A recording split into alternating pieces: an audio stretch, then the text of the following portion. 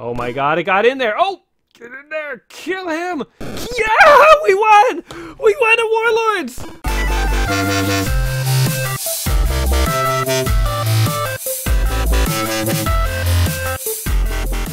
Welcome back to another episode of Let's Play 1000 My Games. I'm your host, Gaming Jay, and today we're hopping into Breakout Meets Pong 4-player edition. This, of course, is Warlords, a classic 4-player cocktail arcade cabinet, although there were upright cabinets as well, and actually it was about 50-50. There were a little more cocktail cabinets made, but as you can see, this is a cocktail version. Basically, some of the text in the middle of the screen is upside down for us because this game is supposed to be played on a table, and some people would sit to the left of the table, other people to the right. So for people on the other side there, they would read the upside down text as correct. So this is kind of a chaotic 4-player version of Pong. And as you can see, there's a fireball that's going to bounce between 4 different castles. We're each going to have a shield, which is basically like a Pong paddle that can rotate around the edges of our castles. And we can use that shield to bounce the fireball back at our opponents and try and protect our wizard on the inside. All the wizards look like weird Darth Vader samurai masks, which is actually its own kind of awesome. And there's a few other things you can do. You can grab the fireball if you want, and I'll show you guys that. This is kind of a very simple game, so we're going to try out the arcade version here today, and then there was an Atari 2600 home port that we're going to check out as well. But there's going to be a sort of pseudo-sequel to this video on the weekend, so I'll tell you about that in a minute. Without further ado, though, let's go ahead and slap in a few coins here so that we can have a few matches. Let's do maybe 4 matches. At least we'll start there. We'll see how long this takes. And off we go. So Dragon appears in the center of the screen. In 5 seconds, he will launch a fireball at us. Probably launch it at me, the dick. And as you can see, I'm the green shield in the bottom left corner guarding the purple castle. And, oh, he just spat that fireball. It's like the dragon sneezed. And I'm doing terrible at protecting my castle so far. So this thing slows down with time. But as you hit it around, it speeds up. Now, this game is meant to use an actual dial spinner, and I'm actually using one. I'm using actually an Xbox controller here. It's like a Mad Catz arcade controller, so you can hold on to the fireball, but it destroys your own wall the longer you hold on to it, so you don't want to hold on to it for too long. But anyway, I'm using an Xbox 360 kind of arcade stick, and it has a spinner on it. It's one of the few controllers that I can actually find in... Oh god, I'm losing... I don't think anyone's playing as the purple player, the purple shield at least, and I'm losing to him. Oh, he's killing me. Oh no, I'm losing to an inanimate object. This is terrible. As I've often said, though, going through games in my series, I'm a firm believer in the control scheme can really change the feel of the game. And so when I read that this game needed to use basically a paddle dial system, I immediately opened up my controller drawer and was like, what could possibly work for this? I have a trackball mouse, and I thought of using that, but it's still not quite the same as a dial. And even though I am sucking with this dial, I don't think I'd want to play this game any other way, because you really, you know, the control scheme really does affect how a game plays, and if you play a game with an incorrect control scheme, you just don't get quite the right feel for it. So yes, I'm doing terrible at it. My castle is the weakest by far. I'm probably going to go down any moment now, but again, I would not have it any other way. And I do kind of wish that the sort of paddle dial controller would make a comeback on home consoles, because it is a very unique control scheme. Oh, it was a double kill! Me and the other guy lost at the same time. So I'm pretty sure the computer thinks the top right position was a human, and it went ahead and let that person play. But that, you know, that person, that should be a computer as well. But, you know, the fact that there's only 2 computers maybe, like, makes it a little easier for me to actually possibly win here. So I'm okay with it for right now. But yeah, I kind of wish the dial would make, like, a comeback, because there's no, it's not that hard to produce dial controllers, but, like, there's just very few good ones out there. And I will say that even this dial, part of the reason I'm having so much trouble defending my castle here is I think this is, even though this is, like, one of the few console controllers that can, you know, give you the home experience of a dial, I still don't think it's actually that good. Like, it feels kind of stiff, and it's hard to, like, move with any degree of accuracy. Like, you know, when I twist to the left, sometimes my shield goes a lot, sometimes a little, so it's not terribly accurate. So it's contributing to my hardships here.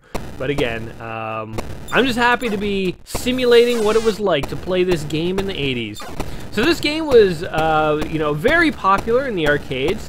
As you can see here, you know, imagine playing this with like 3 friends. And imagine like you were at like a pizza place or something, and you each have your slices of pie on the table, and you got like your Cokes and stuff. And then in the table, in the cocktail table, is built in this video game. And at the edge of each corner of the table is like a joystick or a paddle, so you guys can each be controlling. Like, that just sounds totally awesome to me.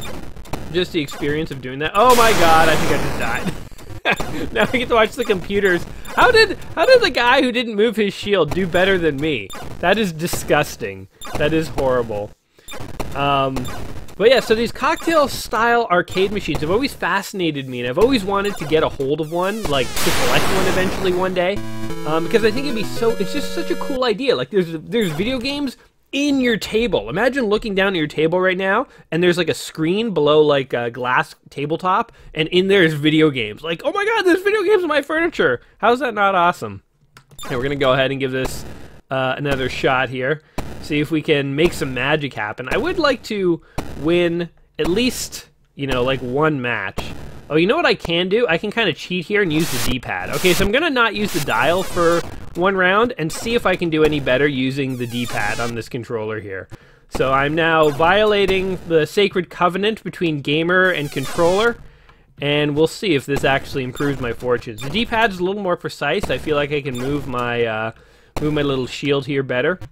But the actual dials were basically analog controls, which is actually pretty impressive for the 80s. I mean, we think of like, you know, old video games as often like not having all the features of new games, but things like, you know, analog controls, those were not things that were invented with the like analog control stick of modern controllers, or like, you know, the Wiimote and things like that. These are things that have been around for a long, long time.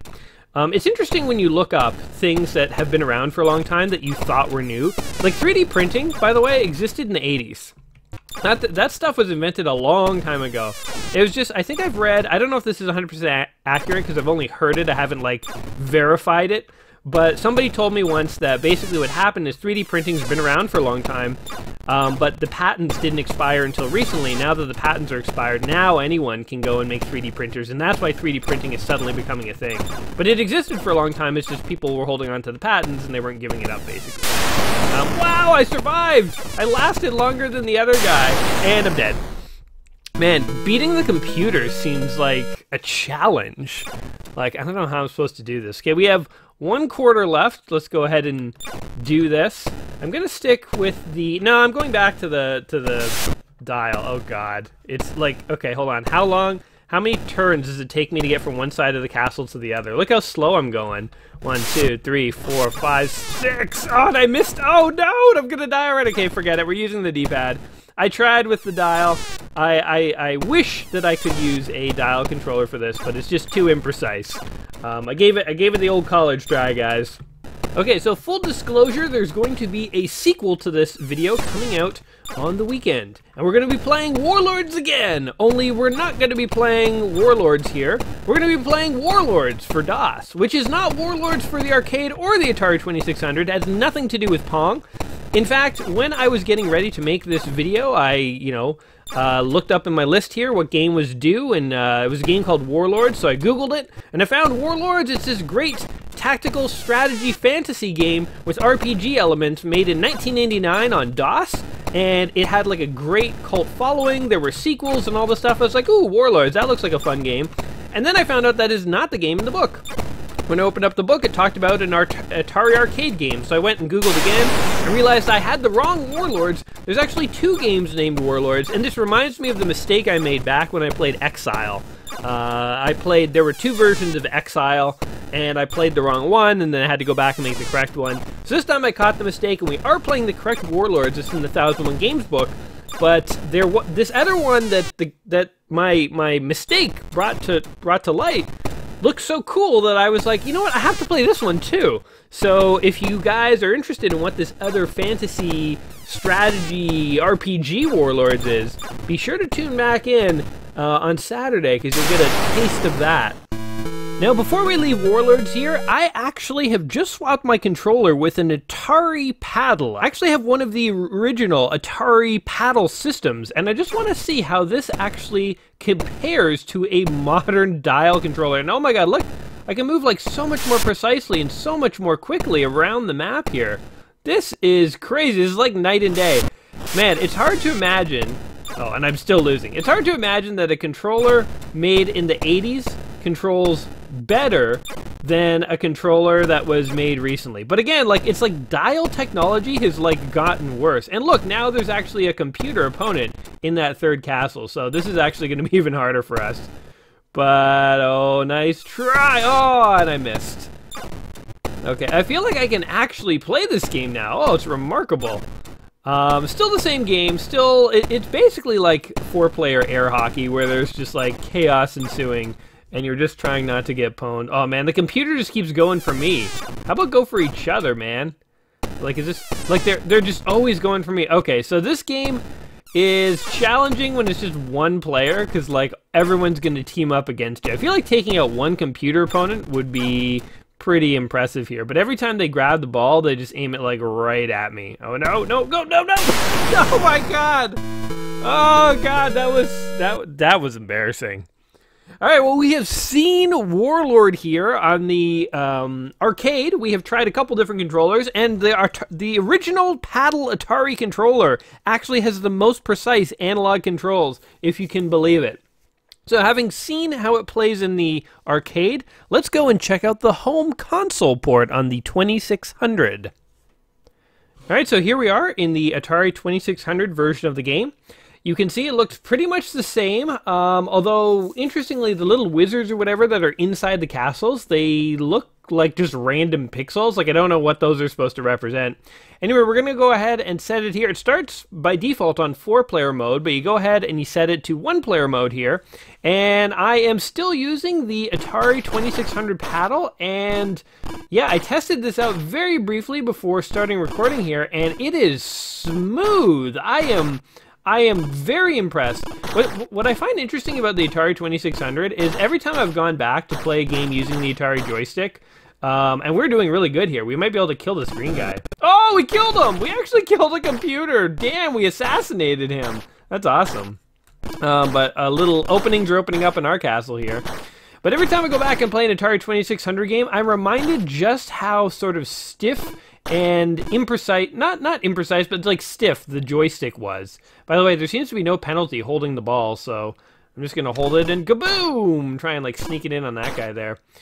So yeah, a good strategy for this is just hold the button the whole time, because then if the ball comes to you, you'll catch it immediately, and then you can like, you know, release it at your heart's content, like that. But yeah, I find the Atari joystick is stiffer than I ever remember. I remember it being more like an analog stick of modern controllers, but that's probably a misremembering. Like, I've just misremembered it over the years because I haven't really played Atari for a long time before I started making these videos. And even these days, whenever I grab an Atari controller, it just feels like stiffer than I wish it was. So, yeah, the Atari joystick is not as good as it should be, but the paddles... My god, the paddles! Damn, this is some impressive... And oh, that guy was just like destroying his own castle there by accident. I imagine by accident. Maybe he's like, he's just willing to give me one here. Oh man, we are dominating the computer here. I love it. Oh, but slowly and surely, little cracks are appearing in our own castle here. So we'll just try and protect this. Oh god, this angle over here. I can't believe we took out 2 computer opponents.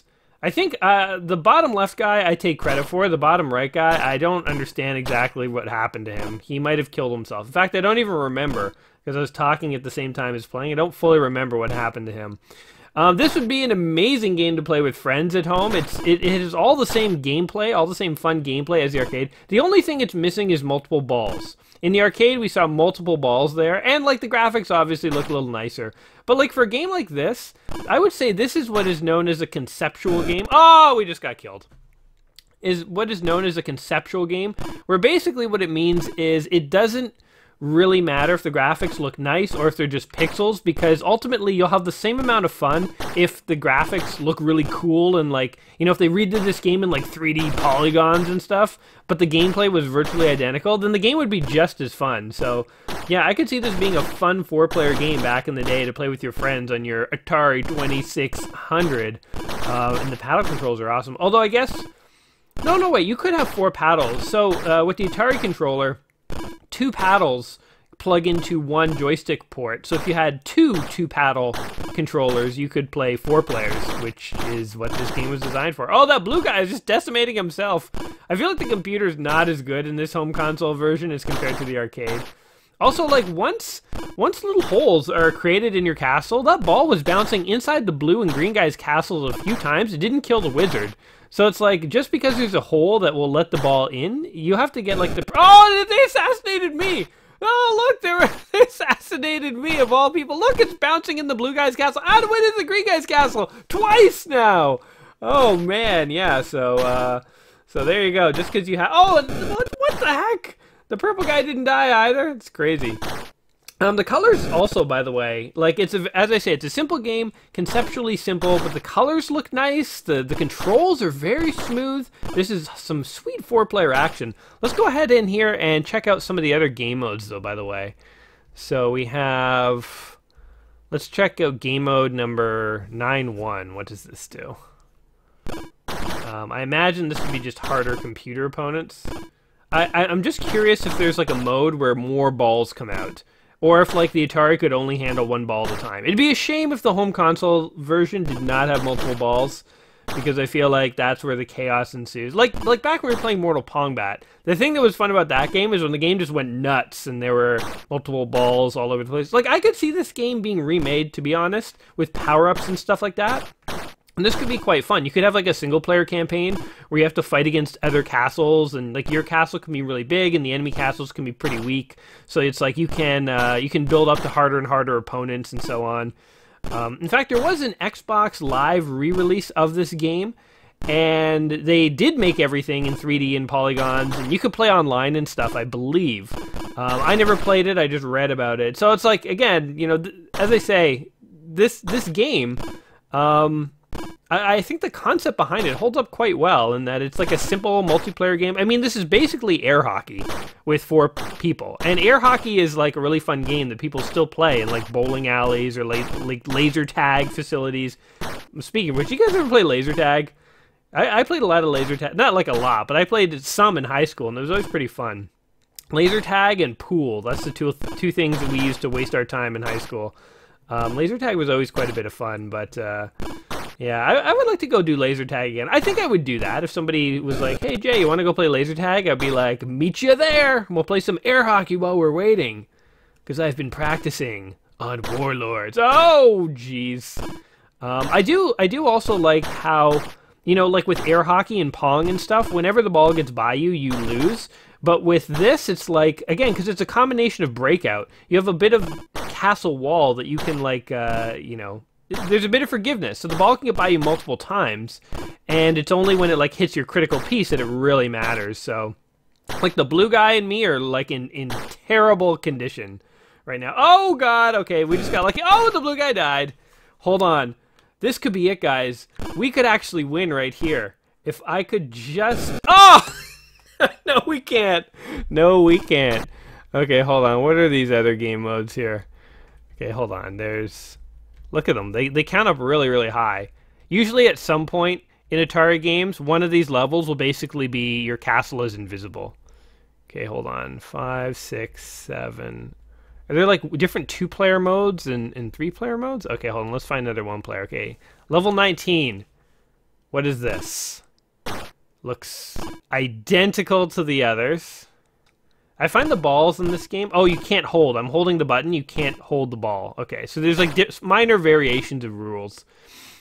The Atari menus were always so like confusing because they couldn't program in a menu screen. So it's like, okay, you want to have a 4-player game and you want to turn off holding the ball. So we have to make 4 variations of game where none of them you can hold the ball and they have players 1, 2, 3, or 4. Then you want a version where the computer opponents are harder. Okay, so then we have to have 4 variations of that. So it's like now you're up to 8 game modes, and then like 4 default game modes, and like it's a really weird way to control a setup menu, as opposed to having like a menu when you start up a game and you just flick switches on the console. Like you have 4 switches you can flick on and off, and they change things like difficulty or computer opponents, things like that.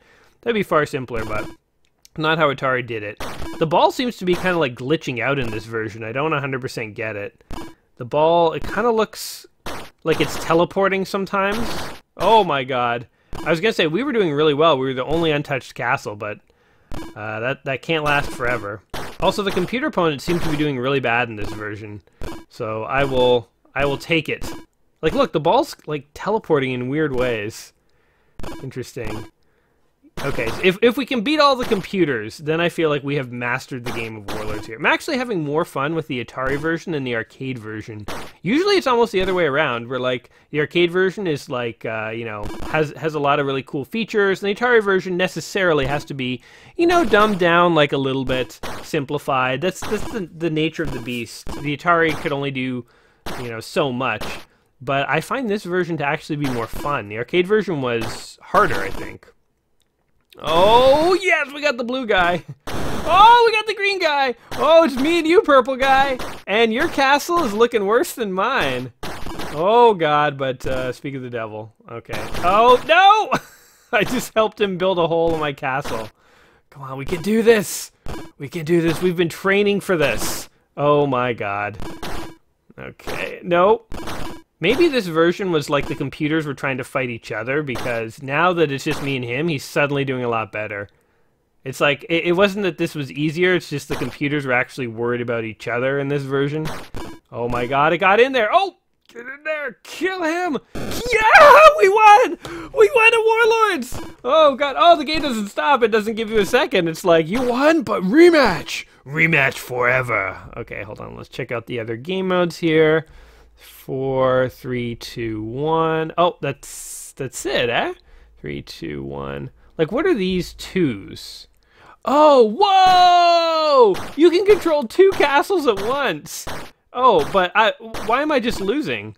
Okay, so I guess the other player, yeah, the other controller here controls the other 2. Whoa, 2 on 2. What? That's awesome.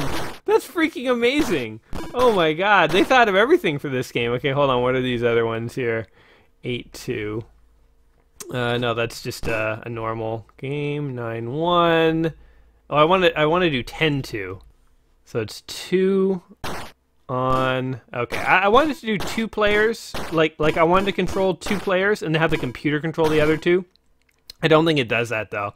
That's too bad. That's one missed opportunity. So the main thing missing here is multiple balls. If this game had multiple balls, and if it had like power-ups and stuff that appeared like in Mortal Kombat, this could be like a man, we should reimagine this game, guys. Somebody out there needs to program this. I'll be a producer. I'll help you guys market and advertise it, and we can resell. We can sell the concept of Warlords again, because I think it has not died out. This could be like a fun little party game. Why not put it on the Switch, make it a mini game, make $1 million? There you go.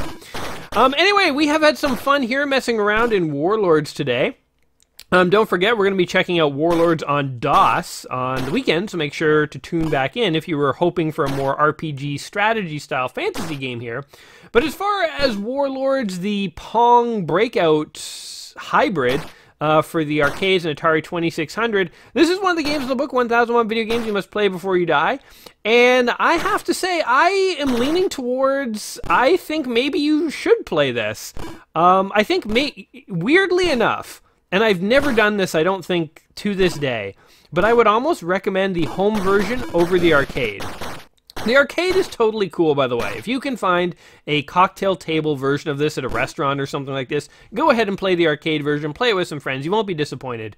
But if you have an Atari 2600, and you are out at a used game store, and you see the game Warlords in a bin, and you see a couple of paddle controllers sitting beside it, I would buy that, and I would invite some friends over for a casual night, of some drinking game Atari 2600, because this could actually be like a fairly fun game. Like, the controls feel smooth. It feels like real nice, smooth analog controls, so the controls don't feel dated. The gameplay's a little chaotic, which makes it fun. I could see this being fun for multiple people. And yeah, I think there could be more features if you were to remake this game today, like multiple balls and power-ups and stuff, and like a better menu system, of course. But you know, that said, this strikes me as one of the most playable Atari 2600 games I've come across. And there are other I'm not saying other ones aren't, but I'm just saying, like, I never knew of this game. Oh, there we go. We've got the ball stuck forever. I never knew of this game before, and I kind of wish I had, because it seems like a game that you could have a lot of fun with. So I'm leaning towards Warlords here being like a neat little gem of the Atari library. And I think its gameplay is rather timeless. You know, this is just, you know, 4-player air hockey. This is, you know, there's something about playing Pong that kind of never gets old. And again, they re-released this. Oh, jeez, they re-released this on the Xbox Live at one point. So yeah, I think there's something here. But that's just my opinion. What do you guys think of Warlords here? Does it look like a game that intrigues you? Could you see yourself having a little fun with this, even though it is a remarkably simple game? Or do you think I'm making a mountain out of a molehill here, and do you completely disagree with my assessment? As always, whatever you think, I'm always happy to hear from you guys, so feel free to leave a comment down below. And as always, whatever you think of the game, hopefully you've enjoyed checking it out with me. If you have, go ahead and like the channel, subscribe, and again, remember to tune back in on Saturday for yet another adventure into the realm of a game known as Warlords. Until next time, my friends, you all take care of yourselves. Never judge a book by its cover. There are good Atari 2600 games. And otherwise, peace.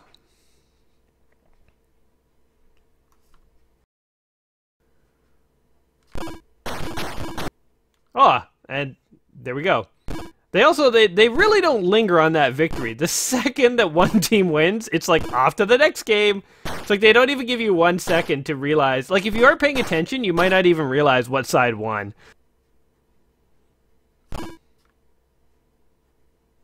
Yeah, bitch.